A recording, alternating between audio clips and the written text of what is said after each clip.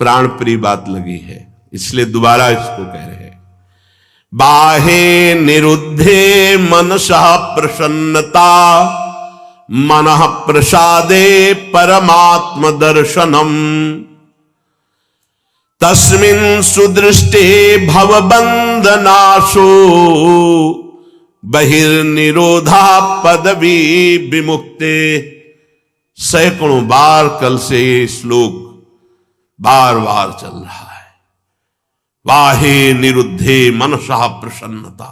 ये उपासक पकड़ क्यों नहीं पा रहा, पकड़ क्यों नहीं पा रहा? कितनी अमृतमयी बात है। एक प्रार्थना हम करना चाहते, सरल भाव से आप समझ लो इसका अर्थ, वो हमारी तरफ से प्रार्थना है। 1 महीने की केवल हमें समय दो, 1 महीने का। आप 1 महीने कोई इच्छा नहीं करेंगे, जैसी सामने परिस्थिति आए उसको भोग लो, इच्छा मत करना। 1 महीने का केवल समय दो। हम कोई साधन नहीं बता रहे, इच्छा ही नहीं करनी। जहां इच्छा निकले उसे निरुद्धे, रोक दो। बाहर जवान में ना आने पावे। खान पान देखना, सुनना, रहना, भोगना, व्यवस्था 1 महीने में मर थोड़ी जाओगे। 1 महीने का हम कोई संकल्प नहीं दे रहे, कोई कसम नहीं खवा रहे, प्रार्थना कर रहे हैं कि आज से 1 महीने हम कोई भी इच्छा व्यक्त नहीं करेंगे, न सद न असत, कोई भी इच्छा नहीं व्यक्त करेंगे। हृदय में आएगी तो वाहे निरुद्धे, वहीं रोक देंगे। बाहर की इच्छा बाहर, अंदर की इच्छा अंदर, व्यक्त नहीं करेंगे। बताओ, ये अपने घर का सत्संग होता है, ये केवल प्रवचन नहीं है, ये जीवन सुधार है और भगवत प्राप्ति के लिए है। 1 महीने की बात मांग रहे हैं। गृहस्थी में अगर ना कर पावे तो राधे राधे रटे, राधा राधा। लेकिन विरक्त जनों से प्रार्थना 1 महीने, केवल 30 दिन। जबान से आपकी इच्छा व्यक्त नहीं होनी चाहिए, 1 महीने बस। आप देखो कैसा आपको लगता है। जलन होगी पहले, वो बार बार व्यक्त नहीं करना, 1 महीने व्यक्त नहीं करना। परिपक्व अवस्था के प्राप्त महापुरुषों के हृदय में इच्छा ही नहीं प्रकट होती। जाहि न चाहिए कबहू कछु, तुम सन सहज सने, बसहु निरंतरता सुर, सोराउर निज गे। 1 महीने, ये तो आजीवन की बात होती है महापुरुषों की। महाराज ये रख लो, कभी आपके काम में आएगा, कभी आपको जरूरत पड़ेगी, कभी आपको चाहिए ना। भैया नहीं, हम जरूरत मिटाने के लिए, चाह मिटाने के लिए, काम मिटाने के लिए आए हैं, बढ़ाने के लिए नहीं।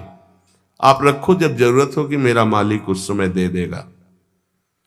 कभी आप तो उस समय जो अभी दे रहा है वो उस समय नहीं है क्या? हमारे लिए नई सृष्टि रच देगा। जो सृष्टि में नहीं होगा वो भी वो रच देगा, विश्वास करो। 1 महीने अभ्यास करके देखो, देखेंगे आप लोग, देख लो। इच्छा को होगी, इच्छा, हम ये नहीं कह रहे कि इच्छा नहीं होनी चाहिए, इच्छा होगी पर आप व्यक्त नहीं करोगे। 1 महीने खेल खेल के देखो, गेम है। जीवन मुक्त महापुरुष की स्थिति होती है। देखो एक आपको कथा सुनाते हैं। श्रीमन माधवेंद्र पुरी जी महाराज बहुत बड़े महाभागवत हुए हैं, चैतन्य महाप्रभु के चरित्र में आते हैं। ईश्वरपुरी जी के गुरु श्रीमन माधवेंद्र पुरी। ईश्वरपुरी जी महाप्रभु चैतन्य देव के प्रथम गुरुदेव थे। फिर सन्यास के गुरुदेव भारती जी महाराज हुए। तो श्रीमन माधवेंद्र पुरी जी महाराज जब क्षीर चोरा गोपीनाथ जी जो कहे जाते हैं, गोपीनाथ जी के दर्शन करने गए तो वहां शयन के समय कुल्हड़ में बड़ा ही पवित्र और स्वाद युक्त खीर का भोग लगता था। जब ये महिमा सुनी खीर की और भोग लगता देखा तो उनके अंदर इच्छा हुई कि अगर एक कुल्हड़ प्रसादी मिल जाए तो स्वाद लेके हम देख लेंगे कि प्रभु को ऐसा खीर का यहां भोग लगता है तो अपने ठाकुर जी को ऐसा ही खीर का भोग लगाएंगे। जो ही इच्छा जागृत हुई, जलन पैदा हुआ। अरे इच्छा कैसे जागृत हो गई? तो अंदर से विवेक कार्य कर रहा है, बचाने का जलन। ये तो प्रभु के भोग के लिए इच्छा, फिर भी इच्छा कैसे हुई कि मुझे एक कुल्हड़ मिल जाए? तुरंत प्रणाम किया और वहां से चल दिए। अब रात्रि का समय आ रहा था तो उसी गांव के किनारे एक वृक्ष के नीचे बार बार ये प्रश्न मन से, तूने इच्छा क्यों कर ली? बार बार उत्तर आता कि प्रभु के भोग के लिए इच्छा की है कि अगर मिल जाता तो स्वाद ले लेते और वैसे ही खीर प्रभु को लगाते अपने। नहीं नहीं, फिर भी इच्छा क्यों? बार बार धिक्कार मन को कर रहे थे। इधर महाभागवत की इच्छा भी भगवान बने थे और उसका पोषण भी भगवान करते हैं। जो निरीह जन है, जिनके अंदर इच्छा ही नहीं है, उनके हृदय में कोई इच्छा प्रकट होती तो लीला प्रकट करने के लिए होती। जो कई कुल्हड़ थे उनमें से एक कुल्हड़ छुपा लिया ठाकुर जी ने अपने वस्त्र के नीचे, घाघर के नीचे, जो नीचे का वस्त्र उसमें छुपा लिया और सामने रखे हुए हर भोग के कुल्हड़ उठा करके ले गए। जब शयन कराने गए तो देखा एक कुल्हड़, तो कहा ये कैसे, यहां कैसे आ गया प्रभु के वस्त्र की? तो प्रभु ने कान में कहा उनके, प्रभु मूर्ति नहीं है, तुम जैसी भावना करोगे वैसे। राधा वल्लभ लाल जी, बिहारी जी सब बात करते हैं, यह किसी मूर्तिकार की रचना नहीं है। हाँ, एक बार मोहनचंद महाप्रभु का चरण छू गया श्री जी के भोग के कटोरे में, तो एक चपत मारी हितजू महाराज ने, प्रभु के पात्र में चरण कैसे छू गया? तो जो राधा वल्लभ लाल जी की सेवा के लिए गए तो कपोल में ऐसे अंगुली बनी, बोले जय जय। तो उनका बालक थे ना, तो जो आपने वो मेरे लगी। बात करते महाप्रभु आचार्य से, बंचंद महाप्रभु जी से, सेवक जी से और प्रेमी जनों से, जो चित्त को बेच दिए हैं प्रभु को, उनसे बात करते हैं। कान में प्रभु अपने सेवक से कही कि ये मैंने चुराया है श्रीमन माधवेंद्र पुरी जी के लिए, और गांव के बाहर अमुक वृक्ष के नीचे बैठे, ये वहां पहुंचाओ तत्काल। तो बैठे हुए भगवत स्मरण करते बीच बीच में धिक्कार दे रहे थे। इच्छा कैसे जागृत हुई? श्रीमन माधवेंद्रपुरी किसका नाम है? उनका जी दास का नाम। ये गोपीनाथ प्रभु ने आपके लिए खीर का कुल्हड़, हाँ ऐसे नहीं, बड़ी अद्भुत लीला की, भोग लगाया तो एक कुल्हड़ चुरा लिया आपके लिए, और जब शयन कराने गए तब आदेश किया तो लाए। उस दिन से प्रभु का नाम क्षीर चोरा गोपीनाथ हो गया। वो तो चले गए, देखे रात भर रोते रहे, प्रभु खीर तो पाई ही, कुल्हड़ भी पा गए, और उसको जो थोड़ा कुल्हड़ का हिस्सा बांध लिया, रोज प्रसादी रूप से थोड़ा कुल्हड़ पा लिया। कितना आप विचार करो, इस कोटि के जो महामहिम है, वो भगवत संबंधी इच्छा में इतना क्लेशित हो गए। हम तो स्वयं भोग की इच्छा रखते हैं। हम कौन से साधक हैं, कौन से महात्मा हैं, किस मार्ग के पथिक? जब सिद्धांत को समझो, यहां इच्छाओं का तो जाल लगा हुआ है, और परमार्थ का स्वरूप क्या है? बाहे निरुद्धे, बाह्य रोग दोष, इच्छा को कोई भी इच्छा हृदय में अपना स्थान न बनाने पावे। मनसः प्रसन्नता, तो आपके मन में अखंड प्रसन्नता जागृत होगी। और मनः प्रसादे परमात्म दर्शनम, जब हम बाह्य विषयों का सेवन करते हैं तो मन खिन्न रहता है, नवीन नवीन विषय भोगने के लिए मन में जलन होती, वही विषयों की तरफ आकर्षित करता है, फिर वही जलाता है, वही संकल्प विकल्प कराता है, थोड़ी देर जलाने के बाद फिर उसी भोग की लालसा करता है। बड़ा बाहे निरुद्धे, रोक दो उसको। देखो इसमें विवेक बल काम करता है। अगर आप सत्संग सुन रहे हैं, शास्त्र स्वाध्याय करते हैं, नाम जप करते हैं, सेवा करते हैं संतों की, ठाकुर जी की, तो आपका विवेक प्रबल हो जाएगा, वो रोक देगा। कितना आनंद! कल से इस श्लोक का चिंतन चल रहा है। इतना कोई इच्छा ही नहीं करनी भाई। ये गृहस्थ जन जो बहुत सी कामनाओं में रत हैं वो ये नहीं समझ पाएंगे, लेकिन हम विरक्त जनों से प्रार्थना करते हैं, यदि आप कोई इच्छा नहीं करेंगे तो आप बहुत जल्दी जीवन मुक्त हो जाएंगे। इच्छा ही आपके स्वरूप को ढके हुए है, इच्छा ही आपका बंधन है, और निरीह इच्छा रहित ही जीवन मुक्त अवस्था है। 1 महीने का अभ्यास करके देखो। अच्छा, 1 महीना बहुत ज्यादा लग रहा हो कि पता नहीं चूक ना हो जाए तो 15 दिन का कर लो। 15 दिन बहुत ज्यादा लग रहा हो तो कोई 1 हफ्ते का कर लो। और गृहस्थ जनों को ज्यादा लग रहा हो तो 1 दिन का करके देख लो कि सुबह से लेकर के शयन तक आज कोई इच्छा नहीं हम करेंगे। अगर इच्छा होगी भी तो व्यक्त नहीं करेंगे। 1 दिन करो।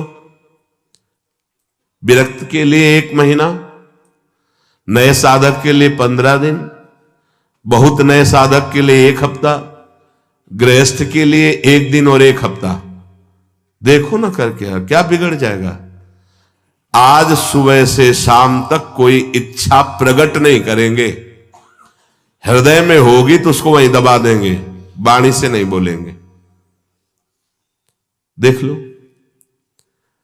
परमहंस श्री ओंकारानंद सरस्वती जी घर में भिक्षा पाने जब आए तो बच्चे ही थे। किसी कारण से मैया भूल गई नमक डालना सब्जी में।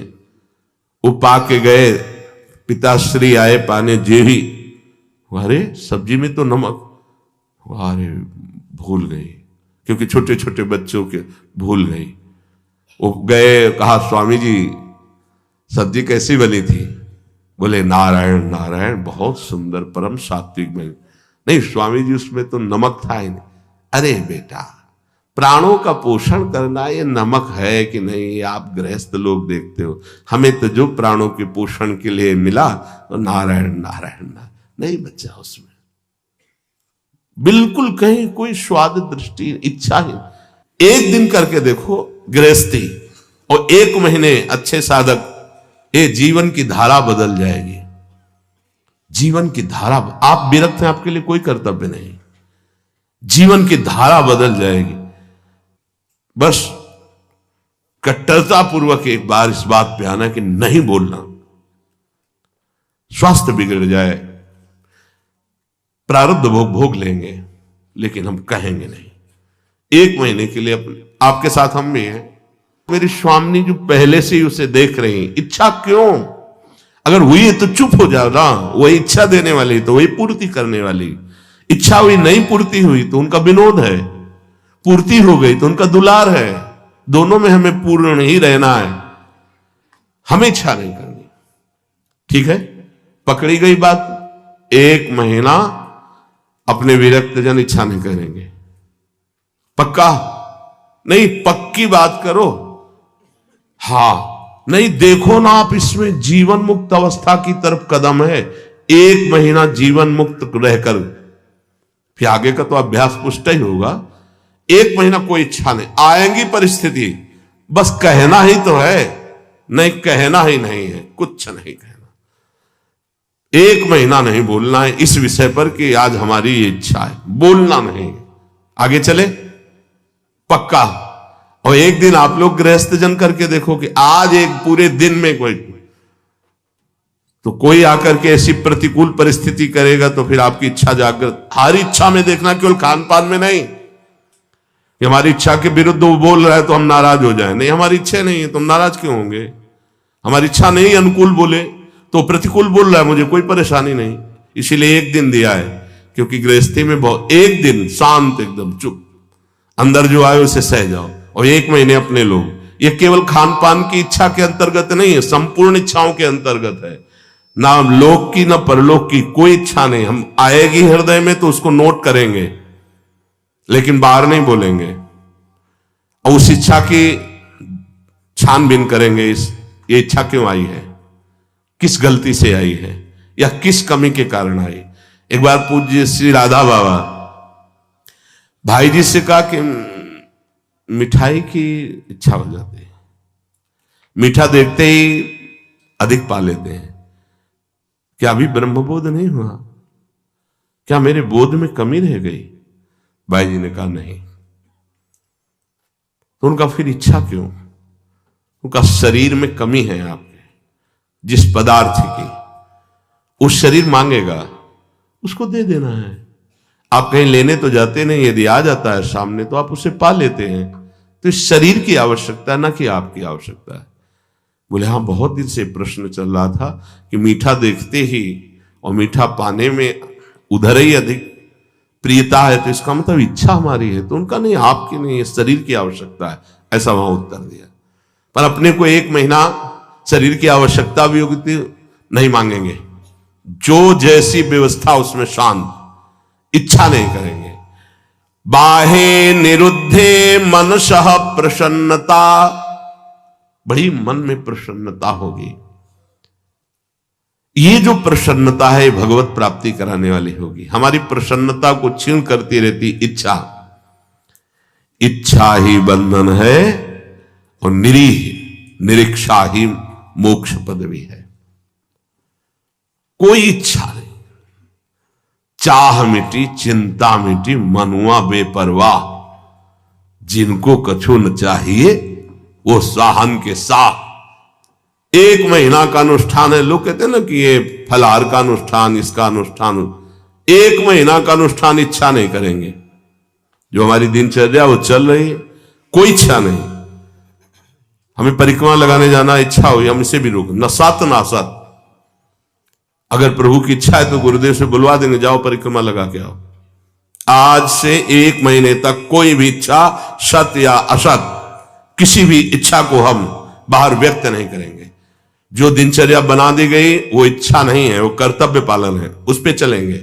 स्वयं से कोई इच्छा होगी उसे दबा देंगे 1 महीने के लिए, फिर देखते हैं कैसा लगेगा। 1 महीना, आज तारीख कौन है, कौन 17 तारीख को बात करेंगे फिर सत्संग में कि क्या स्थिति है आपकी। 1 महीना ईमानदारी से देखना, बोलना मत, चूक नहीं होनी चाहिए। 1 महीना कोई बहुत ज्यादा नहीं, पूरे जीवन में इसी स्थिति को लाना है। जहां हमारी इच्छा रुकी, खास बात है, बहुत बड़ी बात है, मनः प्रसन्नता, मन प्रसन्न होने लगता है। और कह रहे मनः प्रसादे परमात्म दर्शनम, जहां मन निष्काम हुआ, कोई इच्छा नहीं और अखंड प्रसन्नता जागृत होती है इच्छा रहित होने पर। हम लोगों को कैसा माया फंसाए है कि हम सुखी होना चाहते हैं इच्छा करके, हमारी इच्छाओं की पूर्ति हो जाए तो हम सुखी हो जाएं। शास्त्र क्या कह रहा है, इच्छाओं का नाश, मन की अखंड प्रसन्नता, और मनः प्रसादे, जब मन प्रसन्न होता है उसी स्थिति में भगवत साक्षात्कार होता है। अखंड प्रसन्नता जागृत हुई, उसी प्रसन्नता में तत्वबोध होता है। मनः प्रसादे परमात्म दर्शनम, तस्मिन् सुदृष्टे भवबंधनासो, बहिर्निरोधः पदवी विमुक्ति। जिस समय उपासक अखंड प्रसन्न हुआ, परमात्म साक्षात्कार होता है, तो उसकी दृष्टि बदल जाती है, ब्रह्म दृष्टि। सर्वम खलमिदम ब्रह्म, वो सब जगह ब्रह्म का दर्शन, भगवत दर्शन करता है। यही संसार बंधन का नाश हो जाता है, यही परम पद है, उस परम पद में आरूढ़ हो जाता है। कोई इच्छा नहीं, कोई चाह नहीं, ये जीवन गुरुदेव को समर्पित, प्रभु को समर्पित, जैसे चलावे, स्वयं निरंतर भगवदाकार दृष्टि, परमात्म दर्शन, परमानंद का अनुभव, दुख का लेश नहीं। अब निरोध करने की वृत्ति कैसे हम रोक पावे, तो बोले योगस्य प्रथमम द्वारम वांग निरोधो अपरिग्रह।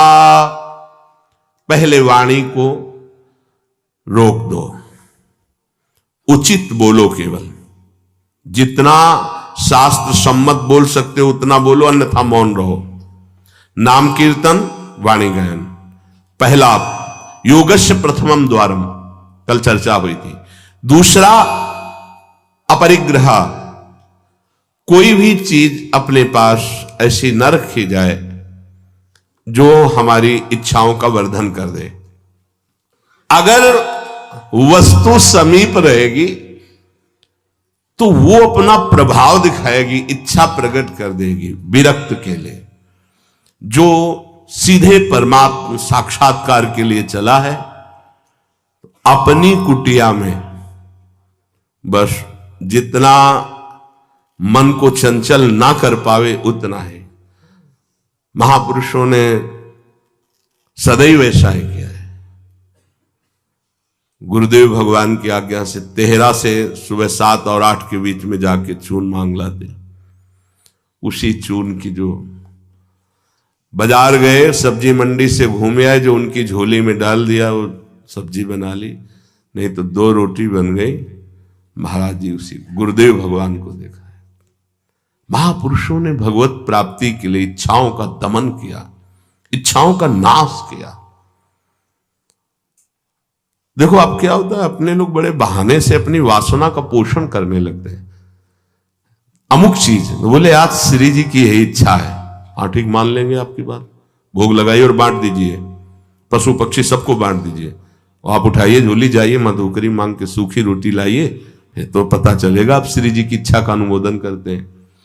श्री जी की इच्छा के बहाने से हम अपनी वासना का कभी कभी पोषण करते रहते हैं।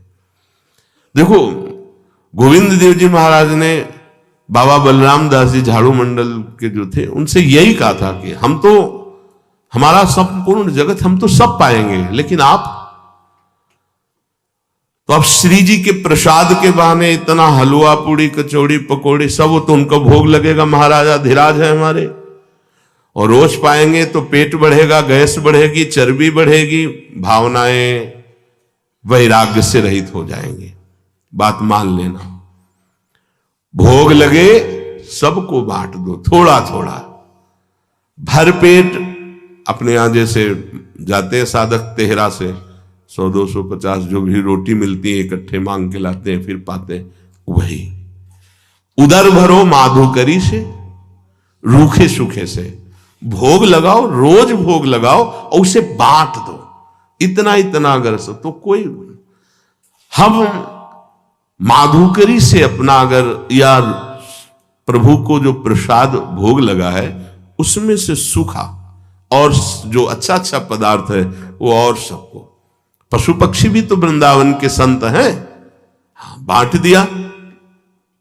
एक बार पंडित रामकृष्ण बाबा राधा रमन जी गए तो दोना भर करके सब मिठाई का प्रसाद, तो बाबा तो बहुत शासन करते थे, वे गोसाई जी महाराज हमको तुलसी दल और चरणामृत दीजिए, ये मिठाई महाराज पाते हैं औरों को बांट दीजिए, हमें तो तुलसी दल और चरणामृत दीजिए। बहुत सावधान। गुरुजन जो हमारे आचरण करते हैं हमको वैसा चलना पड़ेगा। बहुत कम समय में बहुत ऊंचाई पर चढ़ना है, कृपा है हमारे ऊपर, हम इनकी सावधानी रखें। जब सत्संग मिल रहा है तो बहुत बड़ी कृपा मिल रही। हमारी पहली सीढ़ी है परमार्थ की, वाणी को एकदम संयम में रखें। दूसरी सीढ़ी, आप अपने पास उतना ही वस्तु रखें जितना प्रयोग करना है। अगर आप ज्यादा रखेंगे तो आपका मन चंचल होगा। कमरे में घुसने पर अगर कोई ज्यादा वस्तु हो तो तुम्हें बोझा लगनी चाहिए कि ये एक्स्ट्रा क्यों टंगी हुई है, ऐसा होना चाहिए। बिल्कुल साधारण जीवन, असाधारण चिंतन है। साधारण जीवन, असाधारण चिंतन। कमरे में आप अगर चले जाएंगे जिस कुटिया में श्री जी इस शरीर को रख रहे हैं, राधा राधा राधा राधा राधा राधा राधा, ये जितने राधा नाम मिलते हैं ना सब दीवार, ये प्रसादी ये प्रसादी ये प्रसादी, ये ग्रंथ ये ग्रंथ, ये छवि बस, और आपको दूसरी वस्तु कमरे में नहीं मिली। जिधर डालो तो बस राधा राधा राधा राधा राधा। नाम है, रूप है, नाम रूप को प्रकाशित करने वाली वाणी है। जो दिनचर्या, ये केवल उपदेश ही आपको नहीं दे रहे। शरीर रोगी होने के कारण कुछ सुविधाओं को स्वीकार किया गया है, वो हमारा जीवन नहीं है, वो हमारा लक्ष्य नहीं है।